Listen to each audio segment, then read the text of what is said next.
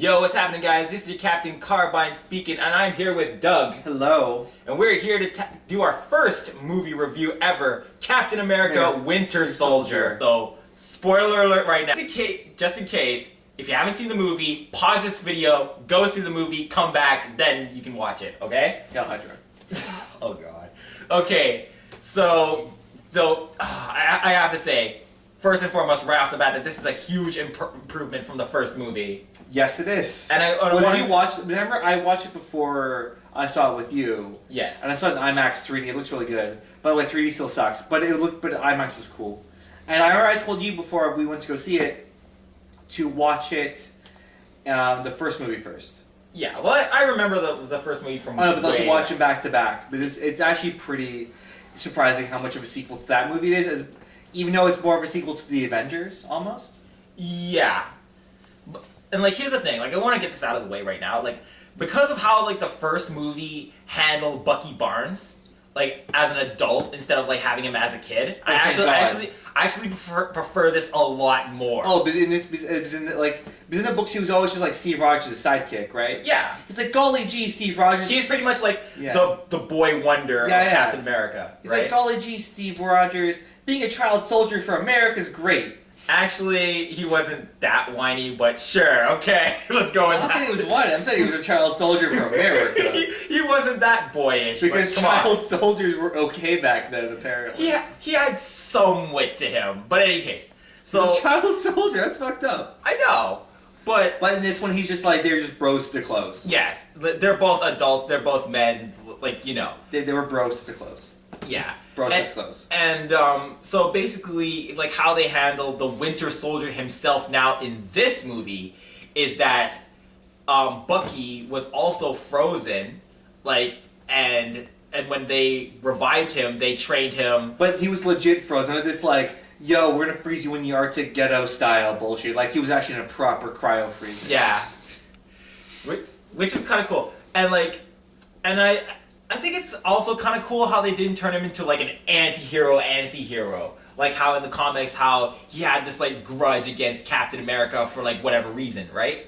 So... In this, he's just like, yo, who's Captain America? Yeah, like, he has amnesia. Like, he's brainwashed. Like, he doesn't know, like, friend from foe. Yeah, with that scary, weird, like, brainwashing electric head thing they have. Oh my god, that was brutal! That was absolutely brutal. And he has a really long hair and you put that mouth there. I'm like, wow, so we're watching an 80s movie for 10 seconds here. He's just screaming with pain. No, that's like the one, like, mercy or, like, compensation you guys, like, yeah, this is gonna hurt like a bitch. Bite down on this, you're gonna need it. Yeah, no painkillers. No, fuck that shit. This is some hardcore shit right here, bro. We get we're like some, like, extra governmental rogue agency who used to be Nazis. And we have a fucking... And we're still Nazis at heart, so yeah. We gave you a robotic arm, bro, but no painkillers. Oh my gosh, that robotic arm is just... Oh my gosh, that thing is so powerful. It is a one... Like, he has that, like, thing where he, like almost spins the arm. Yeah. That looks dope.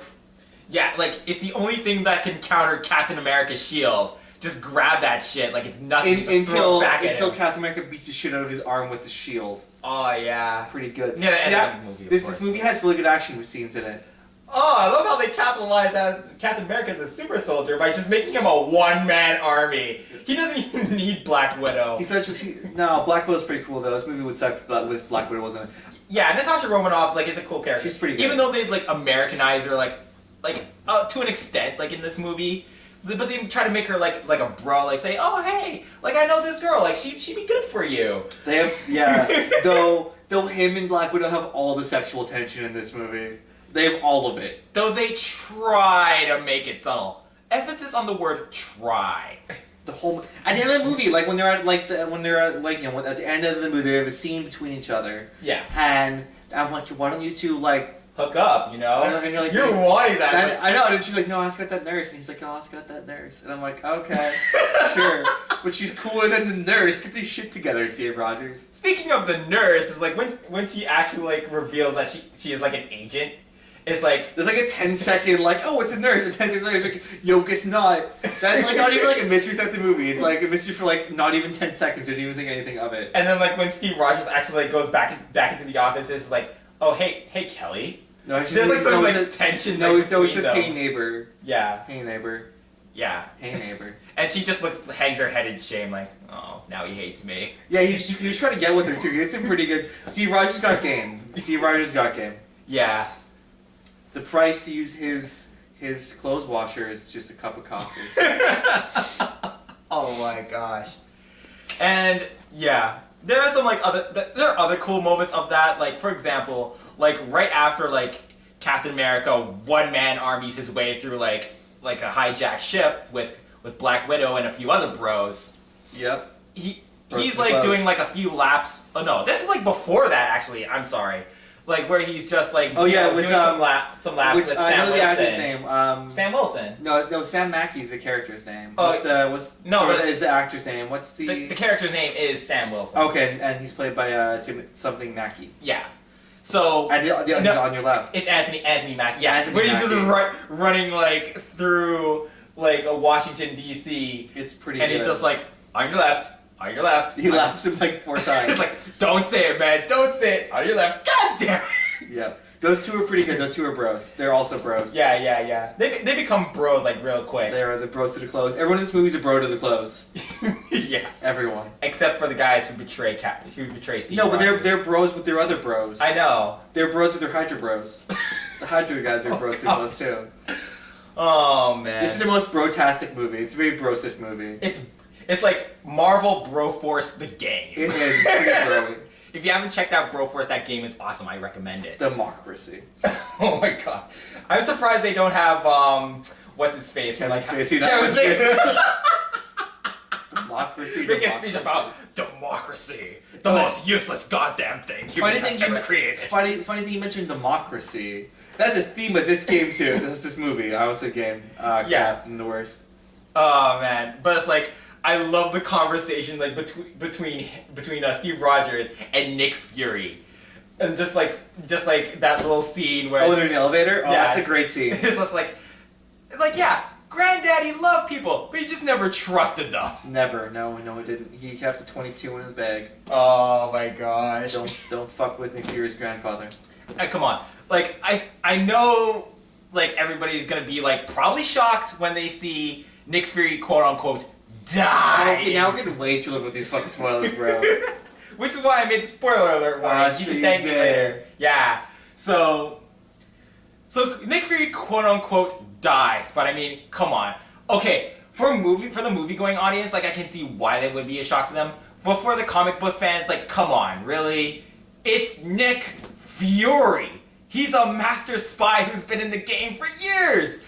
Come on, like you. That's really true, but until you don't know he's dead though, for a while you're like, this movie's building up a body count.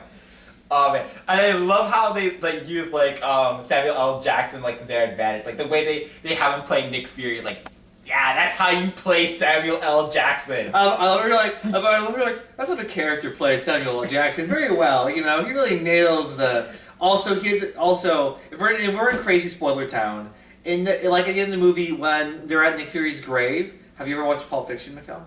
Yep, I've seen. Oh, the reference. Yeah, they do. He's walking the path to the righteous man. Yes. The path that he walks Oh that path. my gosh. Yes, that is so great. Yeah. Oh man, but I love the part where he's like in his like little SUV and like the cops like are right beside him and is like, you want to see my pink slip? Yep. Oh my Let's God. just want to see my Like the way Sam plays Nick Fury is not Nick Fury. This is just Samuel L. Jackson playing Samuel L. Jackson. Yep. It's not because like Nick Fury, like whichever version like you see is like he's more stiff and militant to an extent, right? But like he tries to play off like the father figure like Captain America, but not as well. He's Also, more he like doesn't wanna the be gruff father figure. You really get the sense from Nick Fury he doesn't want to be fucked with. Come on, it's Samuel L. Jackson. It's Samuel L. Jackson. Like, come on. He plays by nobody's rules. Exactly. He will walk into your apartment and eat your burger and drink your milkshake. And he won't. And then, damn. And then he'll ask if you speak English. Don't fuck with. The one thing I'm surprised they didn't do with this movie is remember that the show The 100. Remember That show is garbage. I'm surprised, like near the end of the movie, when Samuel L. Jackson got off that helicopter, I'm surprised he didn't say, I'm back, bitches. I was waiting for that line the entire time. I would have been okay with that, but if they played Radioactive, the entire rated song is Radioactive, like they didn't remember, I was watching it there, like, done, I know. No. It's not okay. Oh man, if they allowed that to happen, that would have just made my entire night. Round of applause right there. That would deserve a round of applause. But, okay, before I forget, I think the best, like, character that they remixed, so to speak, in terms of like changes and adaptations like to movies is the Falcon. A character who has never made like that much of a strong impression like in the comic book world within Marvel. Like what they is pretty cool. Yeah, they actually like when they remade the Falcon, it just blew my mind. Like when they actually like showed him off. Cause like the Falcon, like he was never really he never really had that much of like a strong presence. Yeah. But like in this movie, like you will feel his presence. Like it is just out there. It is awesome.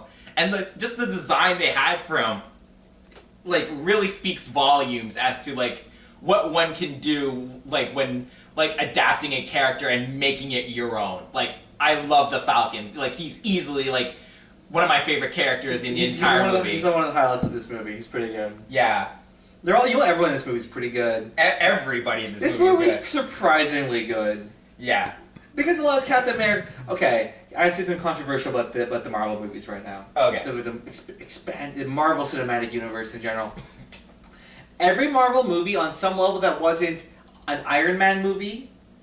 Okay, except for Iron Man 2. So every movie that wasn't Iron Man 1 or 3 or the Avengers. I would say only Iron Man 1 because Iron Man 3 let was... me continue. You don't even know what my point is yet. Fine. So pretty much, it's like aside from like this movie, so Winter Soldier, Iron Man 1 and 3, and the Avengers, every other Marvel movie almost felt like a borderline, just like, yo, we were obligated to make this movie so we can make another Avengers movie, so it all ties together. Like they don't feel like they didn't do that on their own, but they never felt great on their own. Like they're great, like they're good. They're not bad. They're all good, but they all have the kind of like vibe of like they're slightly more low budget, and they kind of feel like more obligatory. Yeah. Whereas like the Iron Man movies, I always feel like they spent money on that, and they got good talent for that.